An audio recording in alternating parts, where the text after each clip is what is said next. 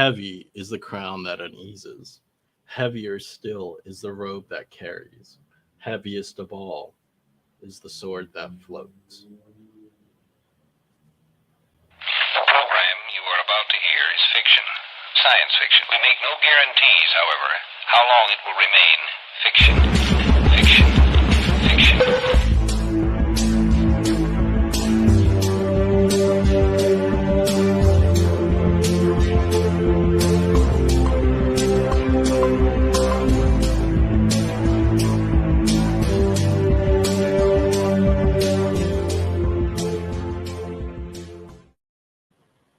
Coronation, salutation, and cognox. Welcome back to another episode of Exofathom, the show where we dare to explore the fringe of thought.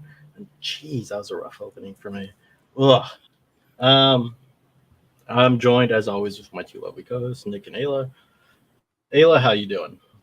Well, I don't know about you, but I loved the coronation salutation. I mean, Oh, thank you. That's where well like my done. syllables got all messed up. Your syllables. Yeah, syllables I didn't were even ruined. notice. But no, I'm okay. How are you this Friday? I'm hanging in there, another week. But it's Friday, so it's Yeah. good. Yeah. No, I just lied to you. I'm also hanging in there. Not great, but that's okay. We do what we do. Hey, the show is about escapism. All right? Hell yeah. Not a therapy session onto one of our lives or all of our lives. Who knows? No, Nick. I do. Let's dial that. Let's unpack that. No, I'm just kidding. Go for it. How does that make you feel? Mm-hmm. Nick, how you doing, man? Hey, happy Friday, man. I'm doing all right. Ready for this conversation. Yeah. Tonight, we're going to be talking about crowns and royalty and all that stuff. So I guess kind of a silly, basic first question. What do you think of when I say crowns? Like what sort of imagery and ideas come to your mind? I'll tell you exactly what comes to my mind is the Little Mermaid and the exact moment when Ursula turns King Triton into like a little fishy thing, and then she takes his crown and she puts it on her head, but she's got this like like she's just like loving the power, and you just see her like body trembling like yes, power. So when you say crown, it's like her putting that crown on and like what it means to her and what it signifies, and people wanting one and that kind of stuff. I also think of girls on Instagram who wear crowns to brunch now, or like take photos with those kinds of crowns. I don't know if you've seen that aesthetic. Is that a thing? It's a thing. I mean, I don't know, because algorithms. I don't go outside often, so yeah. Right. No, but I've been seeing like a couple of pictures of like influencers. They'll be like in a field with a nice cute dress, some like gold leaf tattoo, and then they'll have like some Etsy crown, and this is like a style. So that's another thing that comes to mind. Interesting. Do you see more than one person with the crown, or is it just one person usually? Usually just one person. Intriguing. Yeah, okay. So crowns are associated now with like power, and I guess in some new way, like an aesthetic. Yeah, like the regal aesthetic, I guess. Mm-hmm. Right, as kind of not being bougie, as like wanting a I guess a more upper class lifestyle. Yeah, that crown becomes a symbol of that sort of thing, right? Yeah, and like I think don't Rolexes use a crown symbol or what? There's the brand Like is a crown. Company. Yeah. Mm-hmm. Yeah, no, they become very important symbols, and just the notion of having the best of something, right? Because crowns only sit on the top of heads of people that are supposed to be the best, quote unquote, or God ordained. Yeah, also the best still. Still the best. Interesting though. Why? What was it about that Little Mermaid scene? Was it like I feel like there are like kind of her embracing the power is more striking than the image of a crown.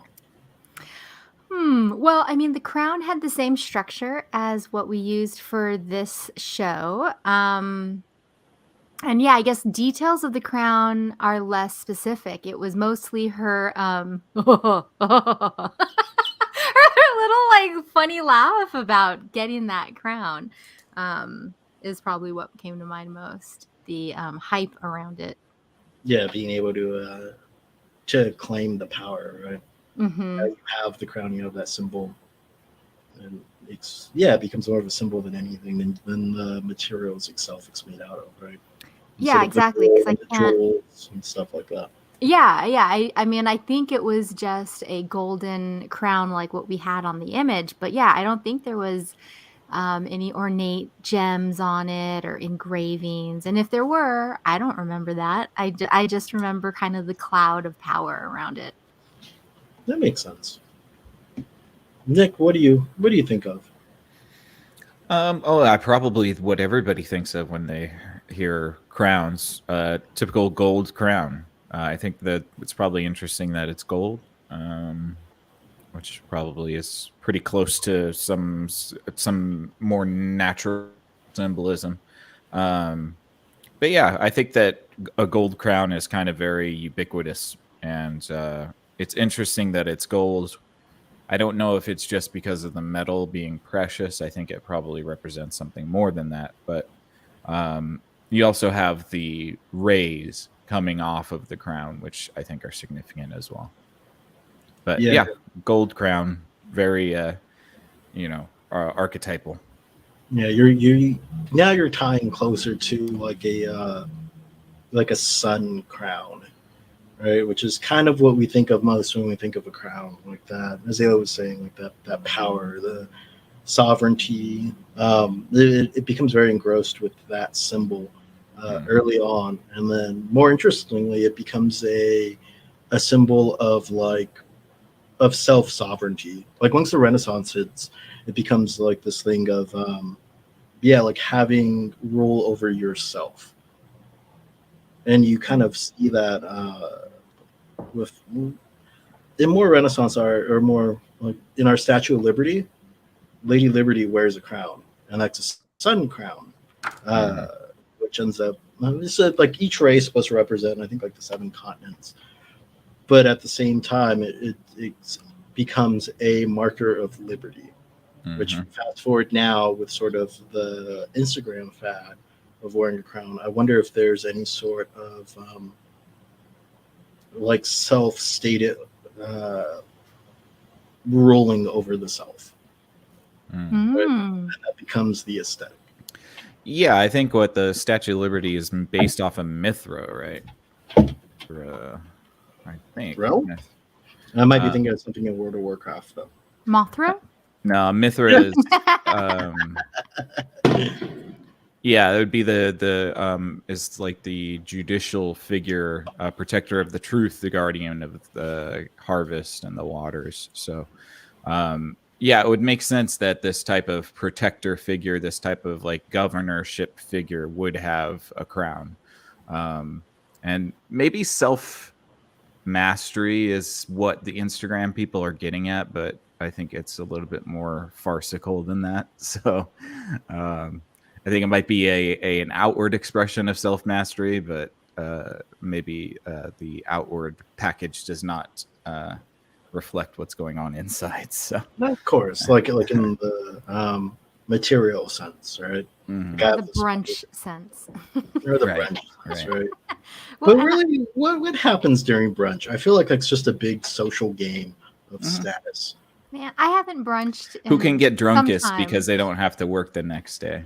Like that's pretty much what brunch is. The ultimate power play. Yeah. Well, hey, I don't need a crown. Let me tell you about the working class. Well, to go off of what Nick had mentioned, just about the idea of visualizing a gold crown, because like a gold crown is what came to mind for me too. And I was watching this Netflix show. I forget what it's called, but these people in Anouk, Alaska are looking for treasure. It's a great show, very entertaining. You learn a lot.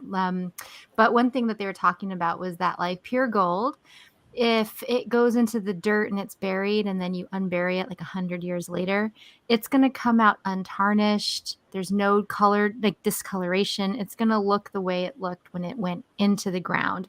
And so I think that it's interesting that we think of gold because it does signal that sort of, longevity. It does not dull. It retains its power and specialness and sparkle.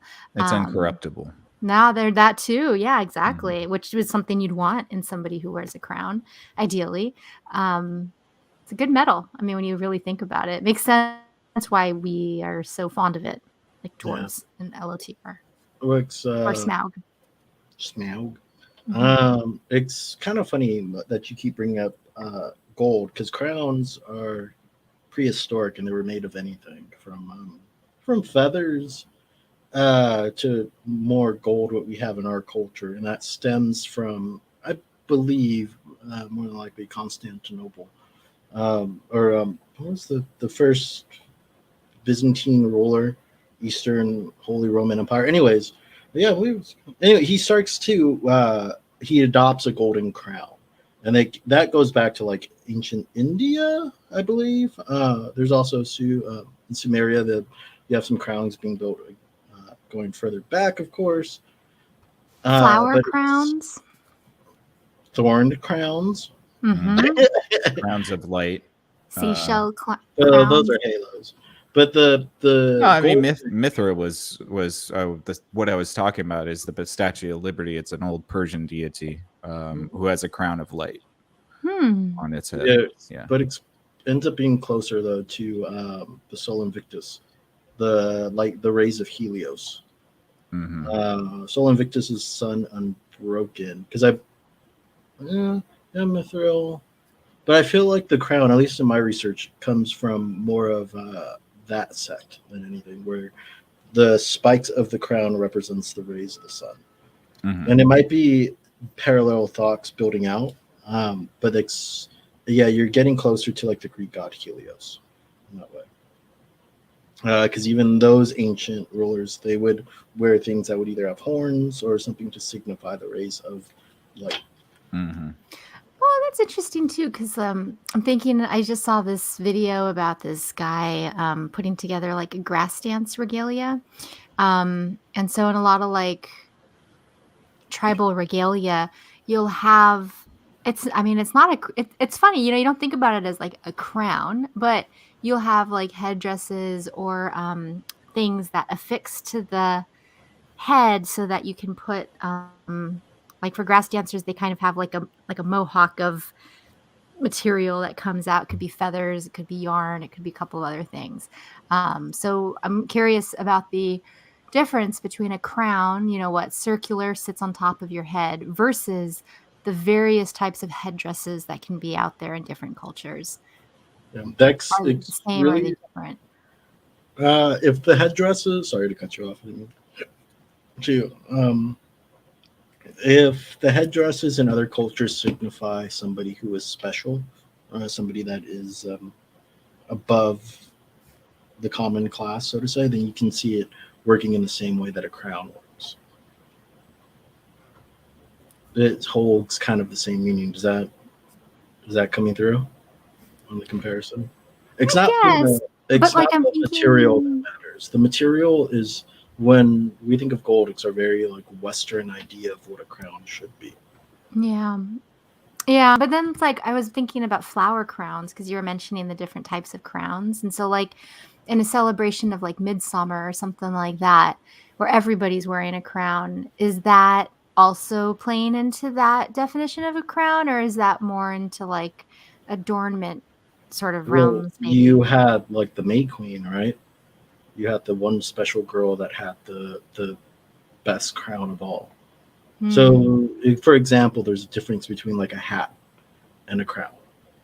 Right? One is a head, but they're both headdresses, but they serve different purposes. It's really about who has the fanciest hat. Yeah. Hey, man. Seriously. King Fortress 2 taught me something very important. We live in a hat economy. The more hats you can wear, the better off you can do. Mhm. A Um, hat economy. yeah, the hat economy is real. But no, what becomes interesting. So you have the Byzantine Empire kind of started in Constantinople, start to adopt the golden crown, and in their art, they have golden halos, which specify or which means holiness. Like around Jesus, they would paint a golden circle around the head. And then you also have the tips of their churches also laid out in gold. So I think starts to become the point where we build in gold into this notion of a crown. You move forward a little bit in Europe, and I believe you have William the Conqueror who starts to put uh, ornate gems into the crown. I believe so. Yeah. And that's where we kind of get the term putting a jewel in your crown, sort of thing, right? And we start to build that up. Becomes a huge symbol of monarchy. American Revolution happens, and through this sort of changing of governments from monarchy to democracies, crowns become again a symbol. They now become a symbol of liberty, with respect of like that sol invictus within the idea of that the crown is like a part of the sun's burning light, sort of thing. Which I think is kind of cool. Like you go from straight up one idea of just monarchy and reigning over everybody else to it becoming a symbol of you holding reign over yourself. Mhm. Yeah, a sort of elevatedness, I guess, right? It's like if you want to distinguish, especially in the religious paintings, if you wanted to distinguish somebody from the masses, you would give them that halo because it's a symbol that this person has achieved something beyond, I guess, the norm. Yeah, like you're getting closer to divinity, right? And at least Mhm. within any sort of like Renaissance system, divinity comes with finding the self, right? And Yeah. putting on your own crown. Hmm.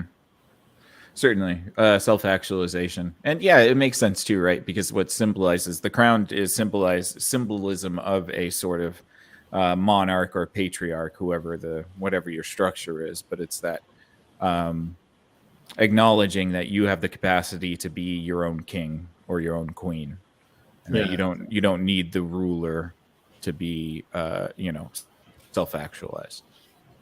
yeah, and I think that becomes an important shift in just civilizations in general, because it takes the blame from the monarch and places it on yourself. Hmm. It's Yeah. like there's the sort of Damocles story, right, with King Dionysus, ancient Greek tale. King Dionysus is doing king things, and he has this servant, uh, Damocles, who wants to be king. And Dionysus goes, "You can be king. You can take my spot. I'll give you all my powers and all that. But you have to live with the sword hanging above your head." And so he agrees. And I think within a couple of days, he goes to Dionysus and gives back the role of king because he can't live with this idea of a sword hanging over his head. There's Hmm. sort of like if you become king in old monarchic sense, everybody's going to be gunning for your kingdom, right? Everyone's going to be looking to try to kill you. And this is true even in like governance now. The higher up you are, the more careful you have to be because somebody's either wants your role or just wants to take you out. But now you shift that into an individualistic sense. And it's like once we kind of left this ability to blame the monarch, where we had to push blame on ourselves, in a weird way, we all put a sword over ourselves because now we're all held up to the responsibility of doing what we should be doing to give us the ability to wear um, that fire crown or that halo, even if you want to look at it like that, right? Because a halo is just a crown of light that sits above the head. Or yeah, so that pushes all of the responsibility onto us, and I think that's something nowadays that we struggle with as a civilization. Yeah, I would say so. There's probably a lot of desire to offload.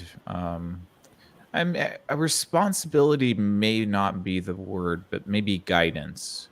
Um, at least in where I'm thinking of this, because I think that we do tend to look to others for guidance when sometimes looking inward can be the most beneficial thing to do. But yeah, I mean, like there is an innate drive inside of us as humans that also want to be kind of ruled in some way. And I think that that's interesting because, we've been doing it forever. And in a lot of ways, we volunteer, to go into systems like that, where we choose a king or a queen and just give ourselves and our autonomy to them because it might be easier that way for some people. Yeah. You know? I mean, I think we do that in small viewports of our life, right? I think, like if you're working, if you want to be a worker versus run a business, assuming you have knowledge to both run a business and be a worker or whatever we're talking about. Sometimes it's a lot easier just to have a supervisor tell you what to do all day. You don't have to think, right? Yeah, absolutely. That sort of submissiveness. Or even in power struggles of domestic relationships, right? There might be one person who takes on the more domineering role that plans everything out, that does everything, that is responsible for the whole relationship, while the other one is sort of there for the ride because they prefer it. Mm-hmm. And like sort of like shifting the crown over to somebody else. But no, yeah, but we're now in the society forced to kind of make our own decisions because it's in a very small, it's that very small viewport of life. Like with your boss, it's only for work. With your significant other, it's only for as long as you entertain the interaction, I guess. You're around for it. Yeah, I think it's also just because it's very hard to be fully 100% self-actualized without the engagement and sort of interdynamics of dealing with others. I think if you sequestered yourself to sort of a monastic lifestyle might be okay. But self-actualization in the truest form would feel like, well, do you get to vent to your friends? You know what I mean? Like, do you get to lean on people if you need help? Like that. Like, so that's where my head goes a little bit because I'm like, well, I guess it would be difficult to be 100% self-actualized because there are things that you rely on others for, and you do it voluntarily. And that's the most ideal situation is two people getting into some sort of voluntary, dynamic like that. But I'm wondering what it would look like if you were like 100% just self-sufficient, self-actualized. I'm not sure. Yeah, no, that would be hard. You have to take blame for everything you do. It becomes difficult to do, and like it's probably easy to do off the grid, but more difficult to do in a society. Yeah. I could see it if you're in the woods and you're just doing your own thing. That's probably the closest you'll get. Yeah, but even though, so like you can still reign over yourself and be self-actualized. Actualized? That's not the word. Actualized. Actualized. Yeah. Actualized. But I feel like, you can always reach out for advice because even monarchs back in the day, kings and queens, I'd imagine, would reach out to some other kingdom to try to figure out a problem, right? Mm-hmm. But it's still your own decision at the end of the day. Like, still, the responsibility is laid on to you if we take this sort of mindset that we are all kings and queens. Mm-hmm. Yeah, I think we do voluntarily give away some of our autonomy, but that's only in a voluntary sense, and it's up to you to sort of steer your own ship. I think it's interesting that there is a level of that in our psychology where we're happy to sort of give up levels of autonomy, and everybody's different with that level too. It's like some people don't want any involvement of other people in their lives, and other people want somebody to plan their day for them. It definitely makes it easier to blame somebody else. Right. It's like let Right. somebody else do everything for you. It does. It does. Yeah, exactly. You never do anything wrong. Mm. But do you like this? What would you rather? So would you rather be the monarch, or would you rather have a monarch kind of plan stuff out for you? It's a good question because what's the old line, right? Heavy lies, or heavy is the head that wears the crown. Yeah. I mean, yeah, just like the sword of Damocles, like you do have that. You have the. I guess that's why you're, like self-actualization is really the first step, right? Because being in charge of others opens it up to a whole different equation that would be, I don't know, maybe equally as difficult, but then again, you would get more benefits the as the royal. I think it would be more responsibility, but you also get to reap most of the rewards. So, Sure.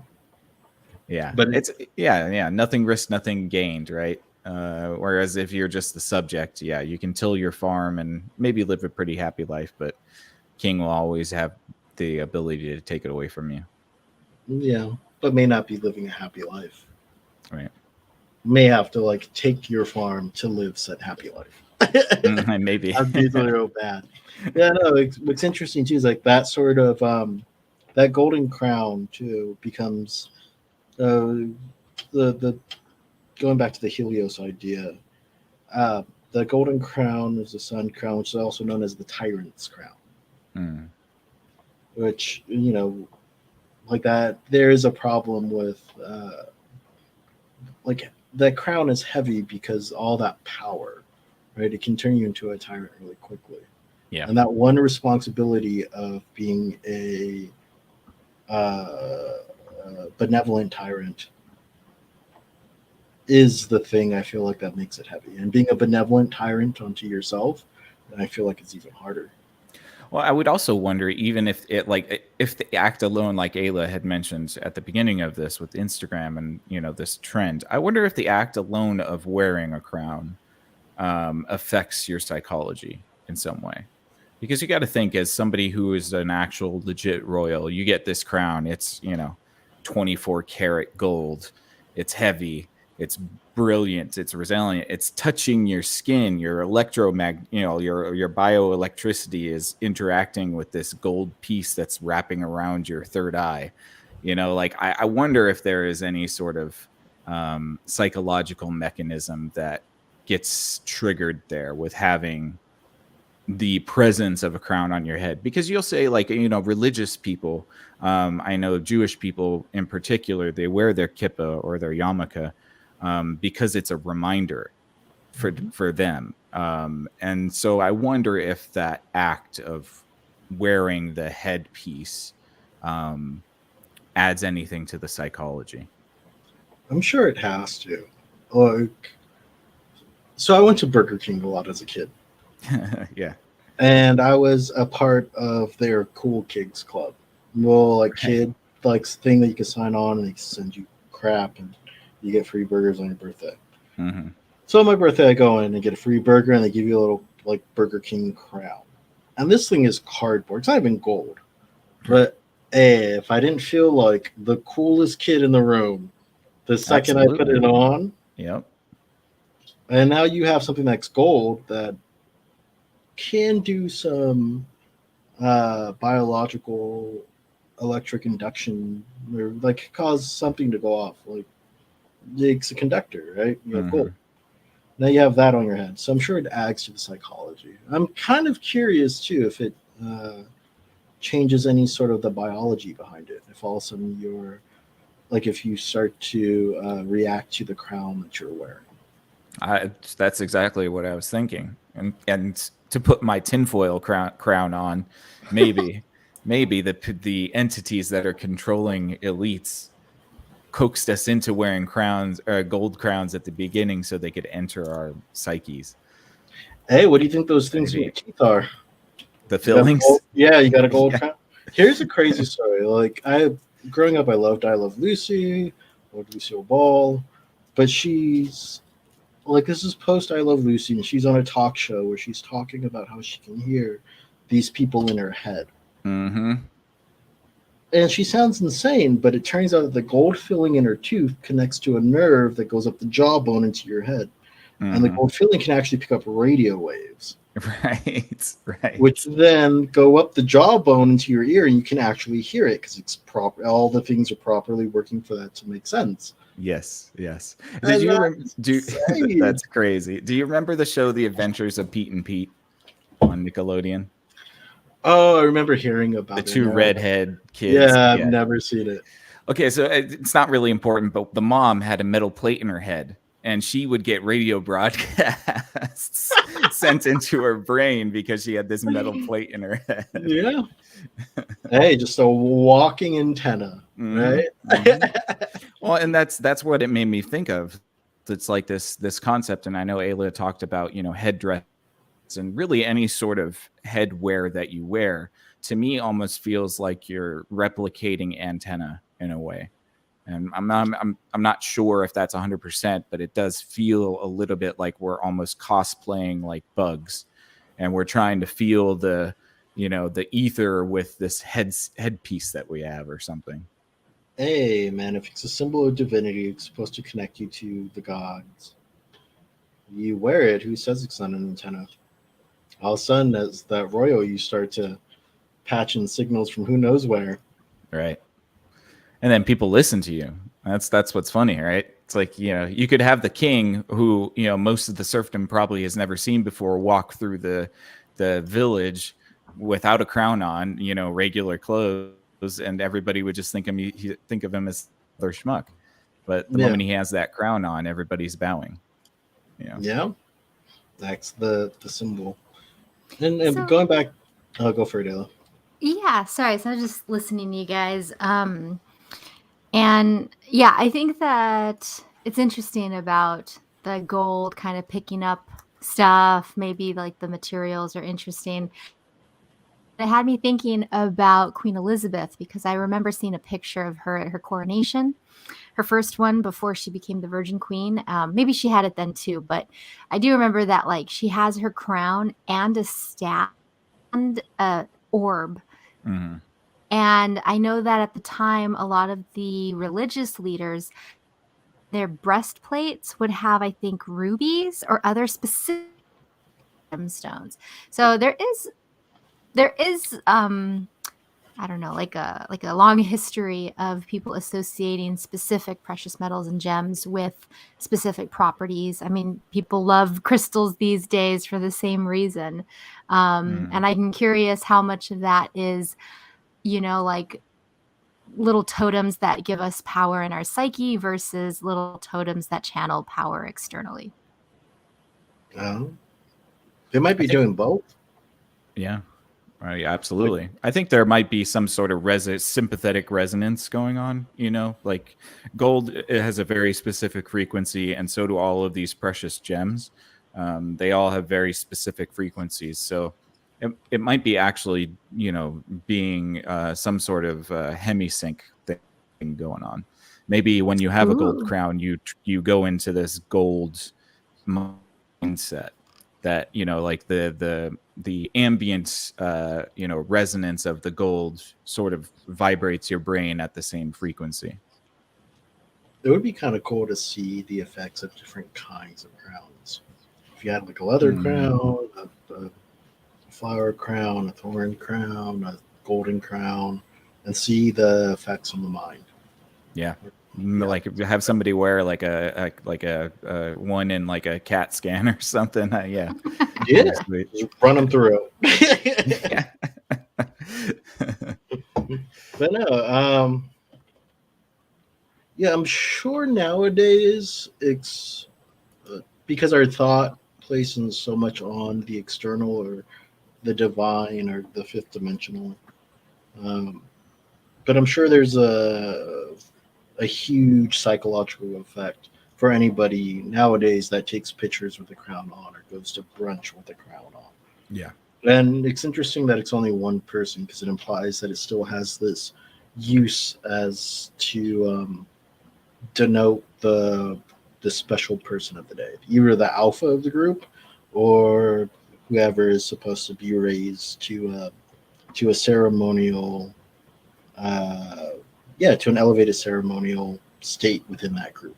Mhm. So if it's like some girl's birthday, she gets to wear the crown and she's a special girl of the day. Or if it's the alpha of the group who wears the crown. Yeah. I think a little bit of both, but I think those two mechanisms are probably like so closely related that they are the same thing. Because you treat somebody with reference and deference when it's their birthday, when it's a special occasion. It's like you're treating them particularly special because you're celebrating them. I just saw this comedian talking about people who have birthday weeks. He was just going off about how he's like, normal people, it's their birthday, they call their friends and they're like, drinks at blah blah blah at 8. And he's like, but then you get there and there's some like crazy people that are like, it's my birthday week, and everybody's so exhausted trying to make that one special person feel special, and the special person's like type A, and they're like, we're gonna have fun. And like, it's just like not a good situation. But anyway, that just made me laugh. My mom used to have birthday months. It's her birthday for the whole month. That's the emergence of the tyrant king, man. You're telling me. It's like it comes out and it's like it's about me now. Dude, and if I wasn't celebrating her, she went like Margaret Thatcher on me. It was no. real bad, real fast. Oh, man. But it is interesting about thinking about crowns and the way that they alter the way other people treat, because going back to Queen Elizabeth, when she took the reign, everybody was like, well, you're kind of weak because you're just a woman, like get married and form an alliance. And for a number of reasons, she just was like, this isn't working out. And so she was trying to figure out, like, how do I gain that respect? How do I gain that prestige? How do I, lead? And for her, she ended up sort of masking herself. And, she broke with the Catholic Church, established England as a Protestant country or nation, and then said, like, I am your queen and I am part of, like, I'm wedded to England. And I thought that was a really like a big power move that nobody had done before at that time, and when you look back at how innovative a move that was, but also that shifted her out of a weak status and into one that was demanding respect and prestige and people to follow she her. pulled the monarchy out of the religious sphere and placed it in a more like political sphere. Yeah.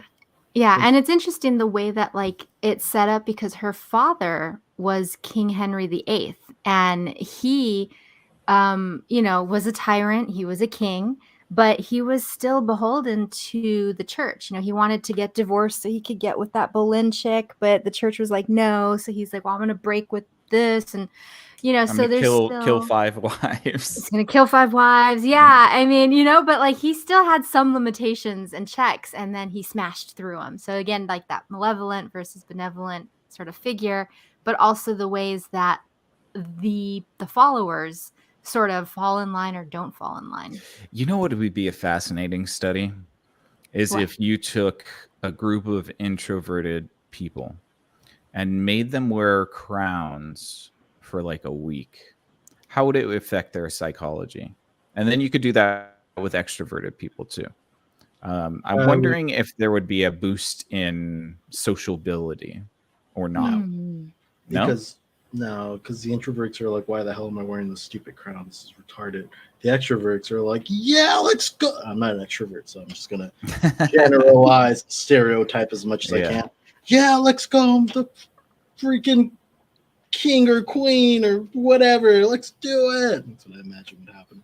I just pictured Grumpy Cat with the crown. As far as like an inverted introvert, just this grumpy face. Here I am in a crown.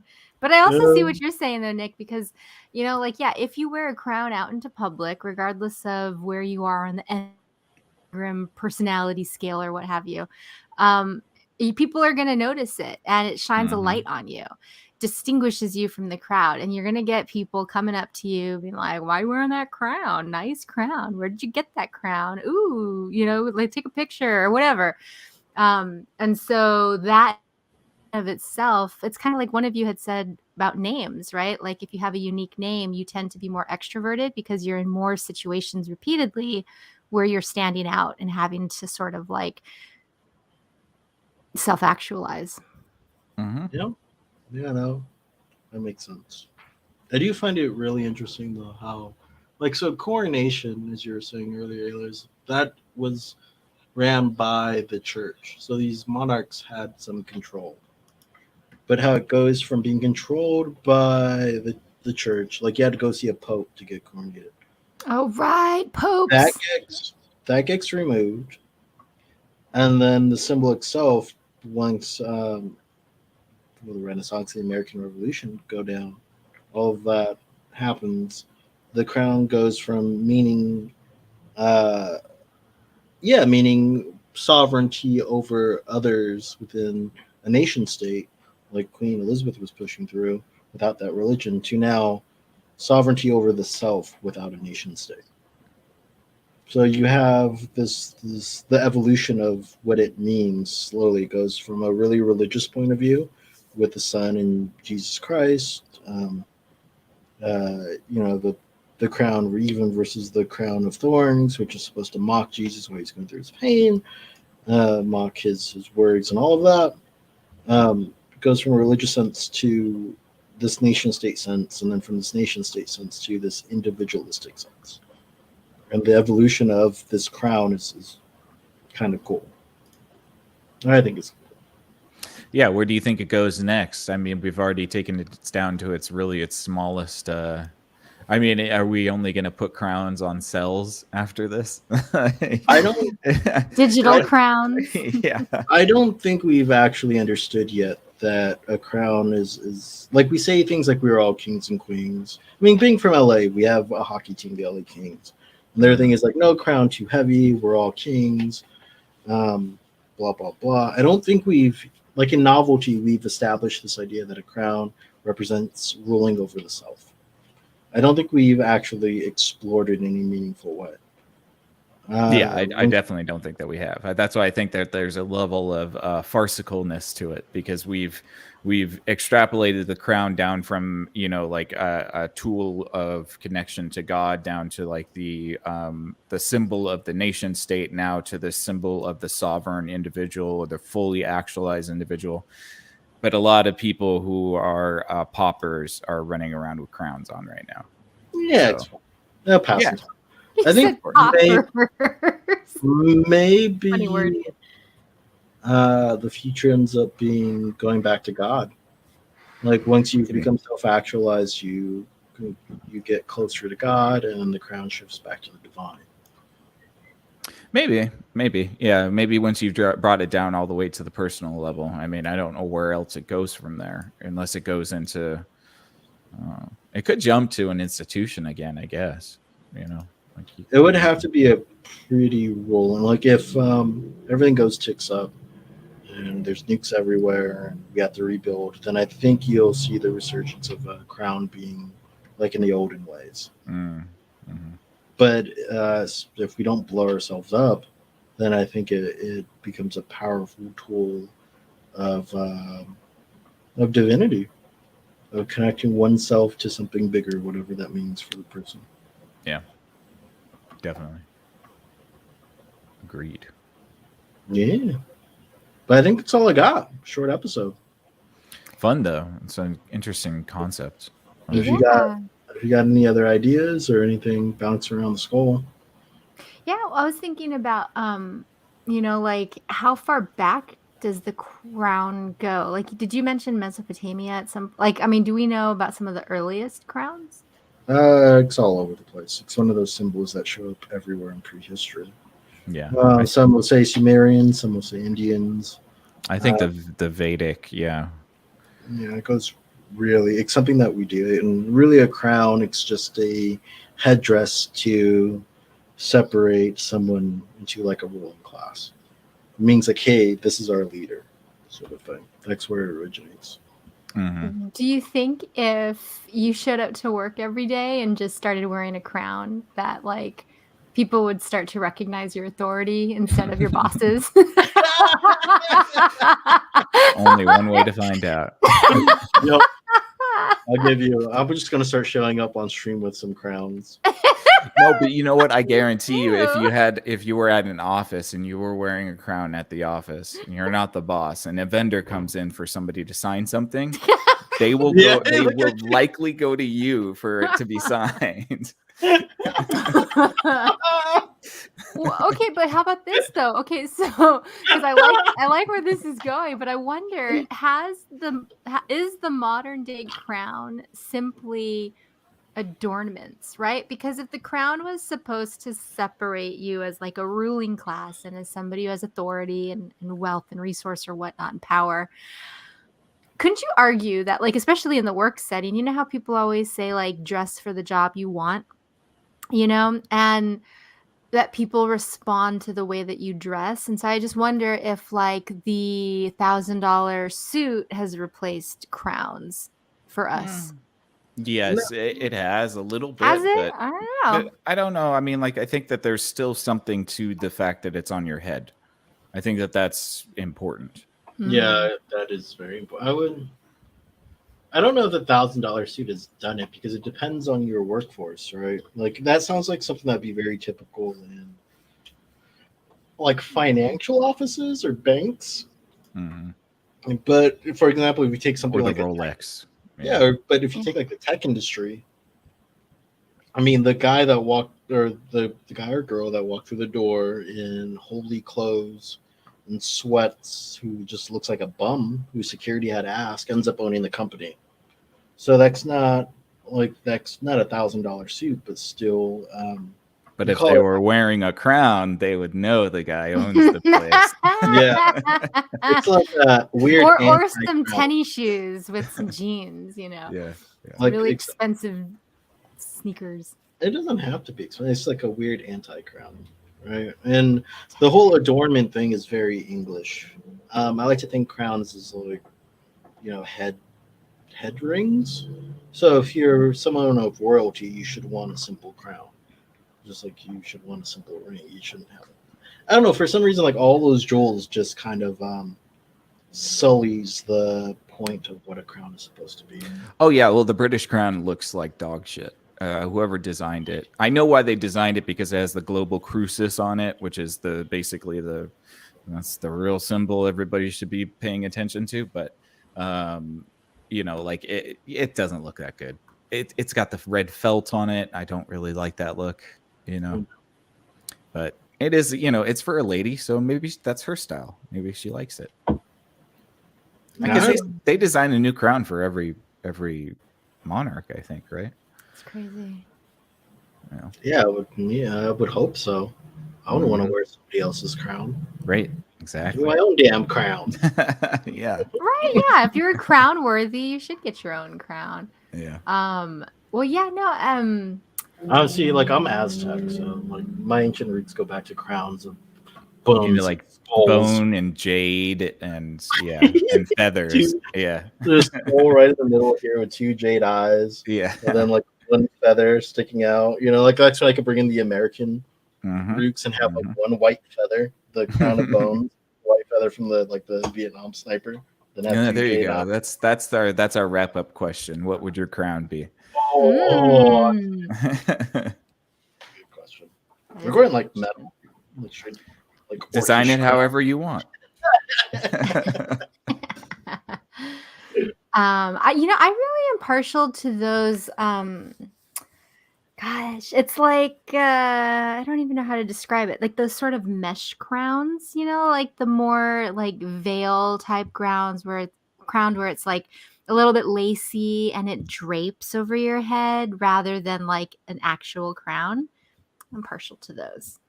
Those are cool. Oh yeah. Okay. Yeah. Like a chainmail hat, but not Yes, chainmail. exactly. I mean, chainmail could be cool if it was like white Pretty gold. heavy.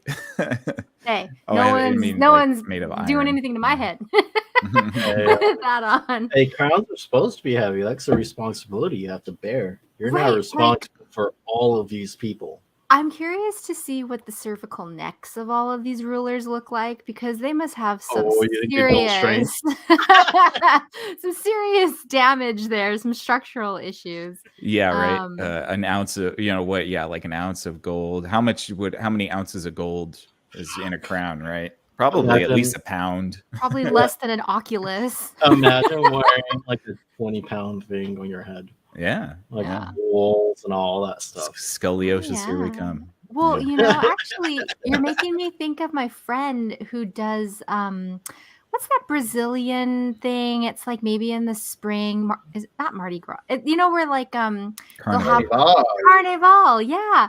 And my friend was telling me about a new like piece that they got, but their neck was just like in agony. There's gigantic headdresses. Yeah, and so you have to like hold it or like create like an extra thing for the shoulder to prop it up. But it's funny because even just remembering that person talk about that, there was a change to like their aura, just envisioning themselves in the future wearing that crown and moving with it. You have to move differently. And another thing we haven't talked about is that in order to keep a crown on your head, you must hold your head up high. So I wonder too, like if part of it is just making sure that you never hang your head, that you always hold it high. Chin up. That's what the British used to say. Chin up. Yeah. That's what my dad used to say. He said, whenever you get into a fight, listen, you stick your chin up and out. You don't want blood. You don't want blood on your t-shirt. So stick it up. That's the opposite of what you do. Honestly, tuck your chin. No, so kids. Ayla's Yeah, would if you ever be get into a veil crown. Okay. And Mike is saying what, like gold, bone, and jade? I don't need Gold, bone, gold. and jade. Just bone, jade, and feather. one feather. Okay. I like that. I like that. Yeah. I'm the What about edgy you, boy Nick? of the group. I don't know. It's such a good question, right? Because I could just go to classic, golds. But I'm trying to think of like a cool material you can make a crown Or like out your of. Persian roots. Yeah, I don't know what you would make a crown out of. Persian You rugs. can go the what's it? Sumac? Not carbon fiber, not carbon. Like new fancy thing. What's the new material? Get the carbon something. What's the thing that? Oh, graphite, like a Graphite. graphite. There it is. Yeah. Oh, that's Get a what's in pencils. Oh no, Nick! I see you with the old Caesar crown, like little leaves. Yeah, the laurel. I like the gold laurel crown. I could That's see you pretty rocking cool. that. The Mhm. laurel leaf With I like a it. little It's bead classic. of Yeah. like moissanite or something like that. Yeah, the laurel leaf crown is pretty classic. I'd be all right with that. Mm-hmm. Do you think we have any like outside of whatever you? What do you think is like a modern day crown? It's a good question. Well, what signifies kind of if Ed there's Hardy any head? hats. Hardy hats. Isn't that who did the trucker hats or whatever? Jeez, I'm happy Ed Hardy doesn't exist. I haven't seen an Ed Hardy shirt in so many years. I'm so Yeah. happy. Those trucker hats. The trucker goodness hats, yeah. gracious. Well, you had your fedora phase. Everybody had the fedora phase. Mhm. I never. I love a good hat. You Yeah. do love a good hat. I have a whole set of hats in this room, and whenever I have like work calls, the first thing everyone says is like, "Oh, you like hats?" I'm like, I know I have a lot of hats. I'm sorry. Yep. It's all my husband's. Modern day crowns. Okay, so here's a question though, because I brought up the Oculus earlier, and that, for those of you who don't know, it's that VR headset that you wear. It's basically like a crown, except it goes over your eyes too. Would you say that some of the new VR headsets could have the potential to, a crown. It's a crown, right? Like kind of, sort of. It's heavy. It's on your head. It channels. Blinds you. Literally takes you out of reality. You can argue that crowns also take you out of reality, but these headdresses are ones that pull you from your physical reality into a fake reality. Right. I wouldn't necessarily call it a crown because it sits Well, over your eyes. Yeah. Well, no, but doesn't there are give you- some crowns that will cover your face. They come a little bit lower. Hey, I'm all fine for blind monarchs when I'm sacking kingdoms. You want to be blind, go for it. Yeah, I don't know what a modern representation of the crown is. Maybe perhaps Neuralink or something like that. Coffee stains. Coffee stains. Yeah. Neuralink will differentiate the upper classes from the lower ones eventually anyway. Man, So. they keep selling it. Like, wouldn't it be great to stream music in your head? Yeah, Wouldn't it be cool? Wouldn't it be cool to live in a pod and eat crickets for the rest of your So hold on, can everybody I loves that. Not sold. Can I ask y'all something? Yeah. When you think about a song that you've heard, can you hear the song in your brain? Like if you know the song, you think about it hard enough, you start to hear it in your head. Mm-hmm. So then why would you need Neuralink? I know. I don't know. I'm not arguing for it. Yeah, no, I'm just curious. I'm like, because like if I love a song enough, I can literally hear it in my head without input. Yeah, and I don't necessarily need to I don't need to be so lazy that I can't click a button to hear a song. You know, like I don't know. I think really the ultimate way it's going to get, backdoored into society is through the things like, giving sight to the blind and, recovering people from paralysis and stuff like that. And then the healthy rich people will use it to boost their IQs. Maybe, I don't know. Hey, just wait till it gets hacked. Yeah, like, exactly. There's going to be networks just like Teslas and all that stuff. So, yeah. And the thing is, you don't want to attack it on day zero. Like, you got to give it a little time. Well, you want to find the day zero exploit, but you don't want to attack it. You want to let that exploit exist and nobody find it for a while. And then once it proliferates enough, you use that exploit to get into people's heads, enough people's heads. And then that's when you do your attack. Like for the most part, day zero attacks you do the day of, like when the software gets released, and then they race to patch it. But if you have a nice little worm that just builds and builds as all this spreads out, and maybe that is the crown, right? Whoever holds the code that'll hack the neural net, because it's pretty equivalent to making people do your bidding if you can control the neural net. All right. So what? The Statue of Liberty holds a torch. The torch is a fire. What does that fire represent? Good old civics questions, American civics questions. Oh, like literally, what does it represent? Yeah. Oh, what fire? The torch is the liberty, freedom. Yeah, the Statue of Liberty. She has a torch and it has a fire. That fire represents one thing. If you read the textbooks. Isn't it like sort of like the light and the darkness? Enlightenment. To bring light to dark. Columbia. Yeah. To bring the light, to be the light bringer, not to get too Luciferian with it. So fire we know is Prometheus, which is knowledge, right? Helios is the crown that sits on her head, bringing the fire of the sun, arguably, which was then made by Prometheus and stolen and all of that stuff to give to humans. So this whole neural network thing, or Neuralink idea, where the crown is kind of having the code, that implies that our crown of liberty, self-sovereignty, ends up being a crown of knowledge. Ends up the crown of the sun or the tyrant's crown is the crown of knowledge. And the more knowledge you have, the more you can self-liberate, self-actualize. So maybe that's where it goes, where the modern day crown is ephemeral. It's the street book knowledge that you have and the wisdom that you have from your experiences. It's in the cloud. Yeah, maybe that's the Yeah, no, I agree. I can see it. I can definitely see it. Yeah. I mean, the occult symbolism of the Statue of Liberty is fascinating. Again, the Mithra callback, obviously you have Ishtar, which is, if you know Columbia Pictures, the lady holding the torch is a representation of that. And yeah, it's a pretty interesting symbol for sure. And the French gave it to us, and it's made of copper, which is a highly conductive metal. And there's another statue in France, right? Like a smaller one. Yeah, smaller. I think it's like a third of the size or something. There is a third one too in Las Vegas. That's right. I was gonna say, I was like, that's some CERN stuff. That wasn't there before. No, I'm just kidding. Go to some New York. You know what I mean? Mhm. Throw some dice, make some money. Let's go. No. That's right. But yeah, no. Stuff is fun.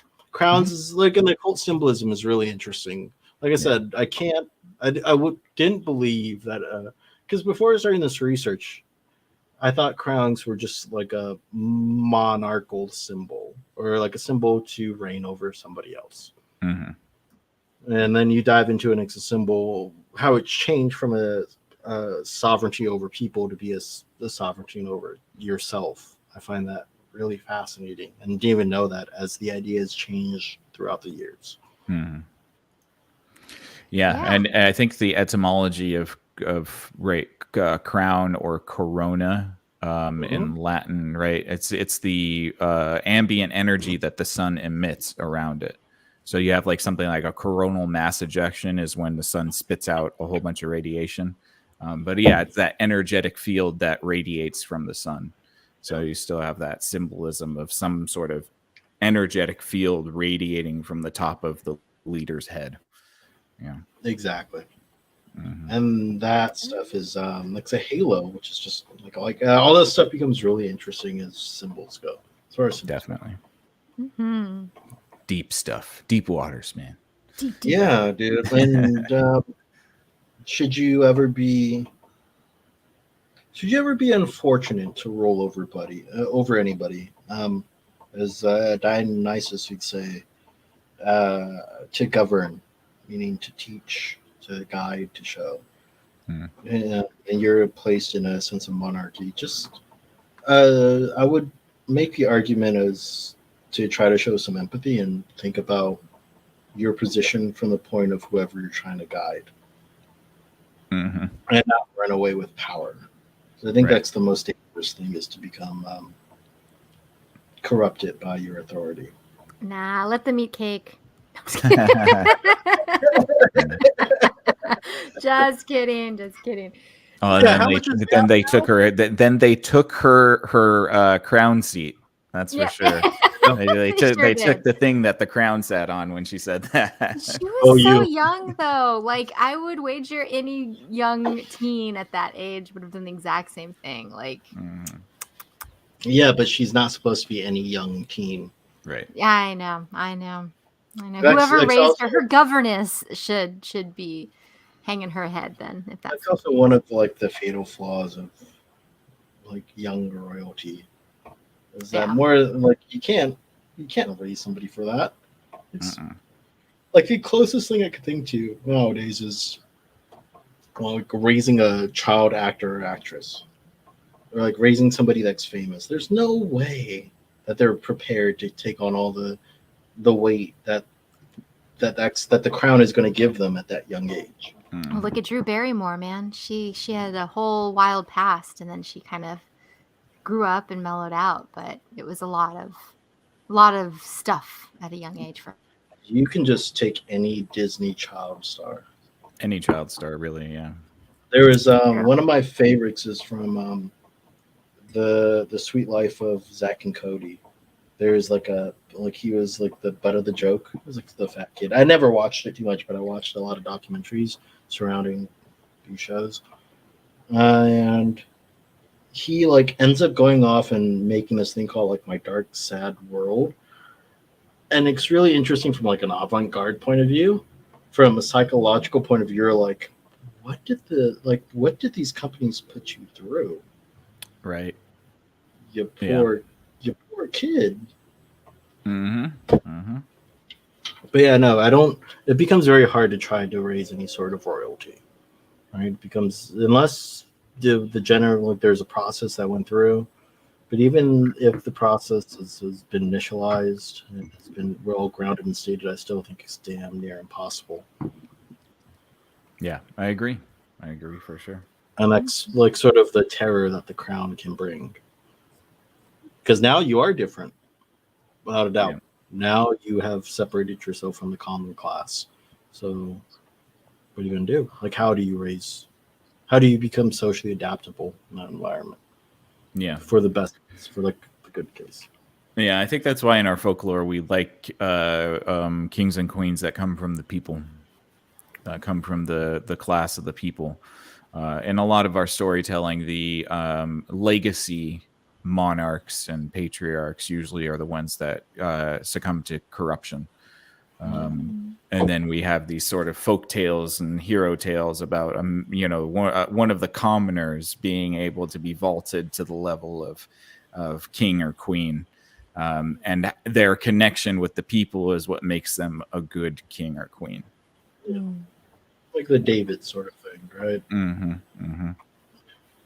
Yeah, no, it makes sense. And what oddly becomes important is that once you make that for the commoner, like if you make that vault, if you reach that higher class for whatever reason, you still have to keep touch with the common person, and that becomes difficult too. Yeah, big time. And that's part of why, before the last season of Game of Thrones, I think that it was such a compelling show, is that, they really did a good job of illustrating the challenges of rulers, especially rulers that take over other kingdoms, like Daenerys. She was really good at taking kingdoms, but didn't really know how to lead. And then she goes into like a new territory like the north, and she doesn't understand the dynamics of the people, and she doesn't understand the dynamics of the warring families or their cultures and what they're about or what's important to them. And I think you see that a lot of the time with kind of like more colonial type ruling, is that the biggest mistake they make is not just that they're not from the people, but they just don't understand the people they're trying to govern, so to speak. Yeah, that let them eat cake, common, right? Or the British trying to rule the Americans from across an ocean, that sort of thing. The disconnect. Yeah. Yeah, no, you're right. That's one of the hardest parts of governing, especially within like an aristocratic setting. In democracies and where we have republic, you can always pull somebody from that area and talk to them. But in a monarchy, that may not be as simple to do. Yeah. Well, and also too, like when you think about diplomacy, which is sort of part of that realm of governance and stuff, that's where you start to have people whose job is to know exactly what types of words you don't use with what types of people. Don't show the bottom of your feet when sitting, or don't give this as a gift, or make sure you have a gift, or make sure you have 3 gifts to match the level of gift that they're going to give you first. Like there's people whose jobs are to know those things. So you have this like delegation of the crown. Okay, well, I don't have to know it, but I'll have this person know that for me. But I think that's really ideally, interesting. Ideally you would want that person to know that. True, ideally, yeah. Ideally, yeah, totally. Yeah, but I don't like, as a monarch, I don't know if I had that sort of power. Like, we're not talking about democracy. We're talking about like that. I don't know if I would want to be like, all right, I'm meeting with the leader of Whoville. yeah, and I shouldn't shake hands with my left hand with my dominant hand's my left hand. I should always shake hands with my left hand. I shouldn't shake hands with my left hand, because if I do, that's the hand that in the opposite culture that they flip people off with or whatever. I don't know, as a monarch I would be so willing to appease them and shake with my right hand. In a like a more democratic system, one where there's a lot of bureaucracy and differences of power, then I can see where that becomes more applicable. In a monarchy, I don't know. I feel like I'm like, well, it's my kingdom versus your kingdom. You can fuck off. Right. Yes, but I think that if we're trying to take the sort of archetype of the good king,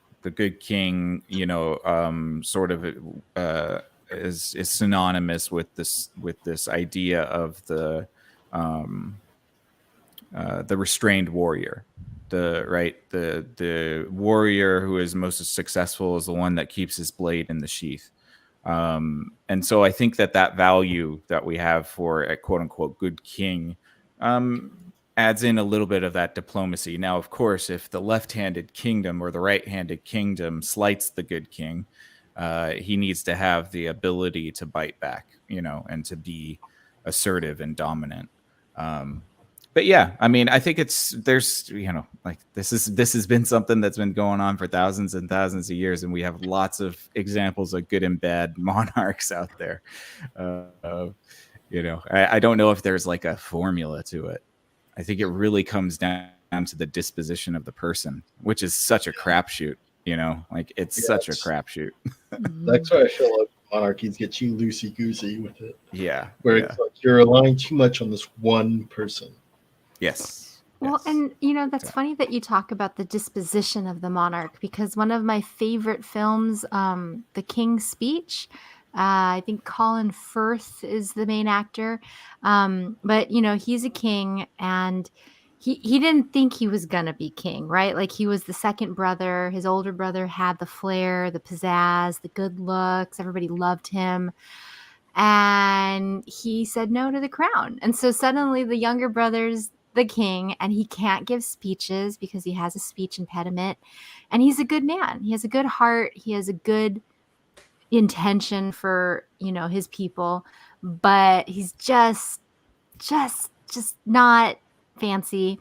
And the whole show is about him learning how to correct his speech, how to be the leader that his country needs him to be. And it's just this really cool, like, Rocky Balboa arc. My Fair Lady in reverse. Sort of, yeah. But it's like it really happened, and then it leads up to this speech that he gives that's super powerful at a really important time. And, I mean, like, so it's interesting because his disposition was good, but his presentation was a little poor. And he worked really hard at it, and he got there through various means and modifications. So I don't know, but it's a good movie. I don't know. I forgot why I brought that up. Well, it's funny that like the crown has you have to, as much as the crown is living up to you, you have to live up to the crown.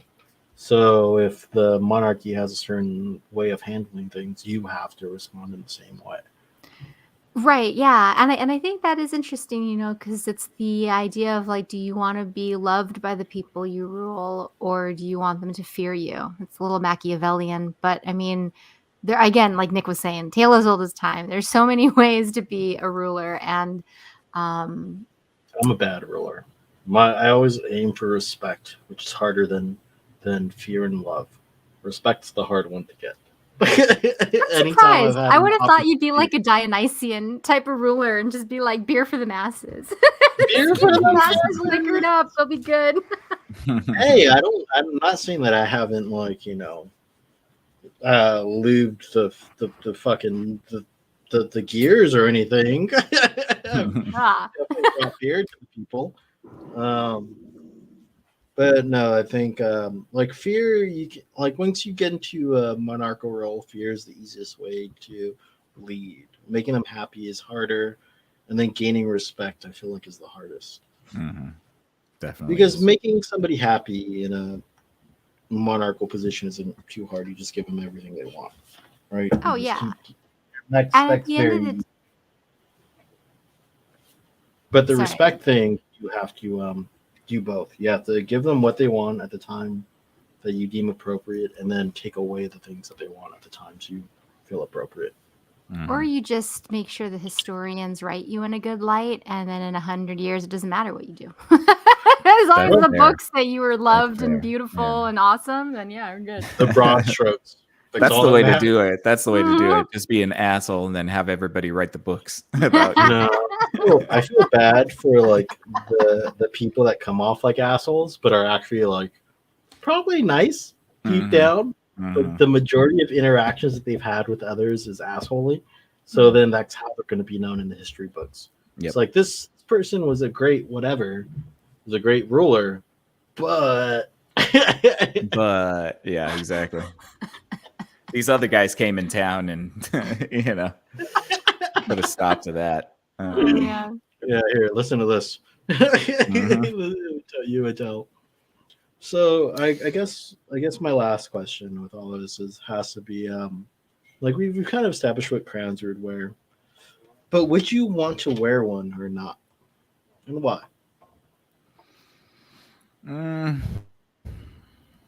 Like if someone gave you like a proper sort of thing. Okay, yeah. Well, so am I taking on the responsibility of governing the world, or am I just having a nice crown to wear? Because if it's just a nice crown to wear, I think the answer is well, yes and yes. Well, you have to govern. Okay. You have to govern, Yeah. not the world. Nick, Yeah. Yeah. You're like, I'm fucking govern the wear the country. proper Am I crown. king? Am I king of America? You're a king of the world. Nickville. Oh, well, Nickville is one population of one, so I don't really give a shit. All right, so you have a population over a couple of people. You have control over some people. Excellent. Well, yeah, you're the king of Exofathom. No. I think ultimately, like, I would only want that responsibility to try to, do something good for a large collective of people. Like if it's just me, then I don't need a crown because I can just be, in charge of my own life and, take care of the people I love around me, which is totally fine with me. But I think, like if we're talking about the authority over decision making, it would be tempting because, and maybe a bit naive of me to think that I might have better answers than people who currently are tackling these problems. But I think that I could give it a shot and I don't know if I could do any worse at this point. Like, not to take any shots. Let me tell you, I've been in some spots where I'm like, I can't do any worse, and then 5 minutes. That's true. Wow, I mean, maybe everything falls apart even worse. But yeah. But yeah, no, I think that there's a deep thing there where it's like, if you could affect a large change over many amounts of people, like what would that look like, and what's the most beneficial thing that you could do? And that would be a very difficult question to answer, to be honest, because you'd have to factor in so many things. Okay, so I guess then, would you be willing to rise to the challenge? I would do my very best. Yeah. If it was appointed upon me, just out of nowhere, like a video game hand comes down from the sky and is like, you are going to be king, like, yeah, then I would do my best to be as decent as possible, and be as beneficial as possible. But I'm not immune from corruption, like that's the problem. And I don't think any human is. So speak for yourself. I think that would be the biggest fear, right? It's the fear of corrupting yourself. Of course. Yeah. But at this age, you feel like you'd be ready for the challenge. I could give it a shot. Again, I could give it a shot, and I feel like I wouldn't be doing as poorly as some people. So remaining vague, because it's not about the people, it's about the idea. So hey man, if you can run a kingdom better than Libya, you're doing great. Or Somalia, one of the two. Yikes, I know. Ain't that the truth? Ayla, what do you think? Well, in this situation, would I have a on-call esthetician, and would the weather be not hot? What are you planning on doing? I'm just gonna get real. I'm a little vain, and so I just worry that if I'm wearing a crown all day, I'm just gonna have a nice score of acne right across the forehead. So it needs to be gold for sure. Non-tarnishable. Yeah. Process your questions for a quick second. I was like, my brain was on podcast mode, and then you broke it. I was like, what? I just thought, what are you going to do with an esthetician in a cold day? But assuming those two are the case, like Nick said, I would take a shot. I mean, like there have been so many child kings and queens throughout history that, like, could I mess it up? Sure. Could I make some improvements? Sure. Could I end up neutral? Sure. But I know I at least try to be my best. But you don't think you'll be like the worst ruler that has ever ruled? Because I think I could be, because I also have a hard time making hard decisions. So, like if you were telling me like there's like a house on fire, and there's either like 10 people die in the house or 20 people die if you don't put it out or something, where it's like whatever you do, something's gonna be happening. Yeah, I would just sit there and Cut then the like baby in half. everybody, everybody. I would just be like, sorry, I'm gonna think and be ineffectual until it's There's no longer people alive. burning, Ayla. Yeah. Make a decision. Yeah. Right. Well, then you start thinking about like, well, what does our burn care look like in this society? Because if it's not good, that is not a good outcome for anybody. You don't, I mean, burn victims are not happy. It's hard. I tell you that one of the most creepiest ideas is that the proclivity to, once you get into that power, the ease in which you could become a dictator that does terrible things is shocking. Yeah, because I could think of it as, I can picture it right now. Like it would Wow. be Nick. No, I'm doing this thought experiment about myself. I understand where I could be corrupted. I could understand where I could let my dogma, harm other people. And it's not that difficult. It's really not. Like, yeah. So I don't know. Like it's a huge responsibility. And really, as morbid and terrible as it sounds, is I think the most successful rulers are the ones that kill the least amount of people. Or the most. Or the most. Yeah, exactly. That's true. See, and like I worry that I would get this idea where I'd be like, oh, what's a great idea? Like I'll have this grand idea at some point and I'll try really hard to sell it. And of course, because I'm the ruler, everybody has to do it. But I feel like it's going to not work out the way it is in my head. I would be authoritarian in an instant. That's what you would. Information ends up killing 1 million people. Anybody who doesn't put their cart back in the corral is going to jail immediately. Okay, you know what's weird? I never knew that was a thing. When I was younger, like everybody did not put the cart back, and I just thought that that's what you're supposed to do, so the people have jobs to put the carts back where they're supposed to go. And if you left them, like in the right spot, you were depriving somebody of their thing. And little did I know, it's like a thing. You're supposed to. I'm like Fred Armisen in Parks and Recreation. Hey, look. Straight to jail. Straight to jail. Hey, look, overcooked chicken, straight to jail. When I was doing cards, I was happy if I had to go to like weird, exotic corners of the parking lot to grab them. Because I was away from customers. I got to push cards or write them down hills. So oh yeah. fantastic. Sometimes if I'm on with customer service, I'll ask them if they can give me a moment because I messed up and I needed to find something. In actuality, I know it's because they have back-to-back calls and like they need a break. So I'll just take forever and I'll be like the nicest person. I'll be like, I'm gonna give you an hour of just relaxation on the phone. How are you? That's good of you. I try. Yeah, I dated somebody in customer service, and when you do that, you realize how much they take home. And so, like, if you're talking to someone, you're like, man, whoever you're dating, they're probably hearing it all the time. It's not good. Yeah, no, customer service is rough. That was like my whole day could be going great. I could have 1,000 great customers, and then I have that one customer that knows to say that one thing that just digs under your skin perfectly. Oh yeah, you can't let it go. For the rest of the day. Right, yeah, you feel bad about yourself. And it's like a power move too, because they know that you can't say anything back to them because you're on the clock.